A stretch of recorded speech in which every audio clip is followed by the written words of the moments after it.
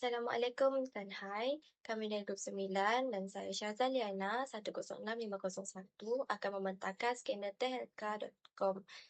Maksud dari skandal tehelka.com ialah rasuah dalam pembelian senjata. Bukan itu saja, ia juga merakam pelakuan rasuah dalam kalangan politik dan mendedahkan kejadian rasuah ini di West End International. Nama saya Emir Rizwi Azhar, nama metrik 104004. Saya akan membincangkan tentang slogan. Slogan ini menggambarkan skandal Tehelka sebagai satu pendedahan besar yang berlaku secara tiba-tiba seperti letupan, yang membuka rahsia rasuah, penyalahgunaan kuasa, dan urusan tersembunyi dalam sistem. Ia menunjukkan bahawa perkara yang selama ini disorot akhirnya terdedah kepada umum. Itu saja dari saya. Saya Nur Izzati binti Abdullah. Kami memilih slogan ini kerana kes Tehelka melibatkan pendedahan mengejut yang membongkar banyak pihak. Kami memilih slogan ini kerana ia paling kuat, dramatik serta paling jelas menggambarkan impak sebenar skandal berbanding dengan slogan yang lain. Itu sahaja daripada saya. Sekian, terima kasih. Hai, nama saya Natalia Jarana Franky dengan nombor metrik 105339. Saya akan menerangkan tentang jenis-jenis rasuah yang sering berlaku. Jenis pertama ialah rasuah langsung atau beri-beri. Ini berlaku apabila seseorang memberi atau menerima wang, hadiah atau apa-apa imbuhan secara terus sebagai balasan untuk mendapatkan sesuatu kelebihan. Contohnya, memberi duit kepada pegawai untuk meneruskan sesuatu permohonan. Jenis kedua ialah komisen haram atau kickback. Ini berlaku apabila seseorang menerima peratusan daripada sesuatu projek atau kontrak sebagai balasan kerana membantu melulus atau mendapatkan projek tersebut.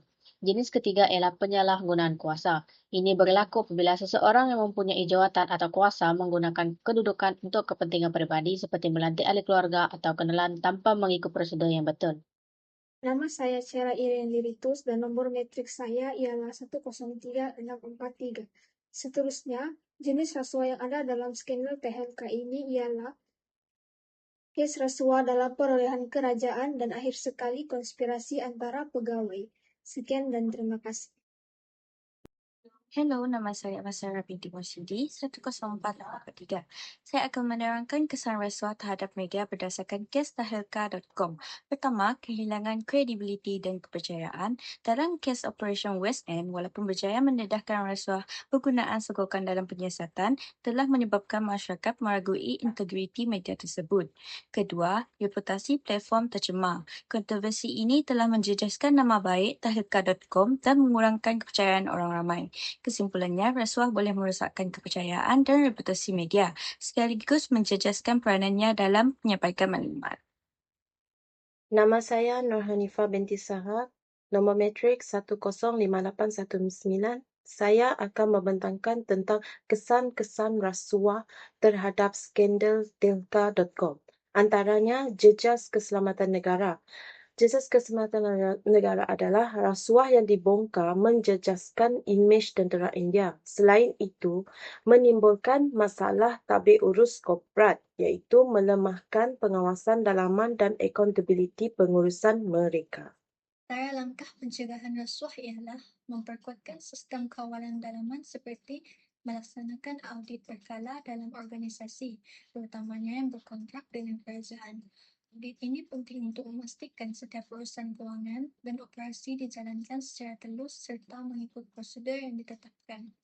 Selain itu, organisasi juga boleh mewujudkan garis panduan etika kerja dan menyediakan saluran aduan yang selamat bagi pekerja melaporkan sebarang salah laku. Dengan adanya pemantauan yang konsisten dan sistem yang telus, peluang untuk berlakunya rasuah dapat dikurangkan, sekaligus meningkatkan integriti dan kepercayaan terhadap organisasi.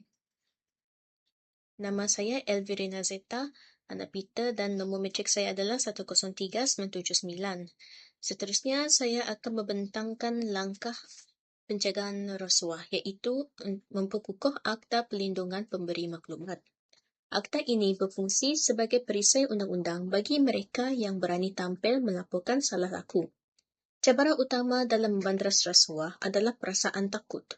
Ramai saksi bimbang akan keselamatan diri atau risiko kehilangan pekerjaan. Oleh itu, pengukuhan akta ini menjamin kerahsiaan identiti dan pelindungan mutlak daripada sebarang tindakan balas. Jadi, apabila masyarakat dan pekerja bersama bersuara, budaya ketelusan akan terbentuk. Ini memastikan setiap penyelewengan dapat dikesan lebih awal sebelum ia menjadi barang dalam organisasi. Saya Hasrina binti Silong dengan nombor metrik 104315. Langkah seterusnya ialah dengan menguatkuasakan undang-undang dengan memberi hukuman berat kepada pesalah rasuah.